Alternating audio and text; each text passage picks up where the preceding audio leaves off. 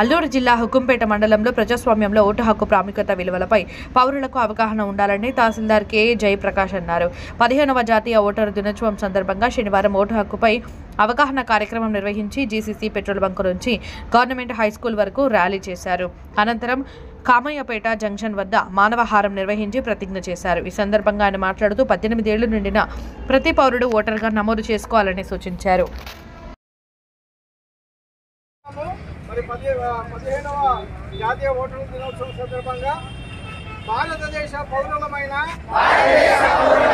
మేము ప్రజాస్వామ్యం విశ్వాసంతో దేశ ప్రజాస్వామ్య సంప్రదాయాలను స్వేచ్ఛాయుతంగా పక్షపాత ప్రశాంతత స్వేచ్ఛాయుత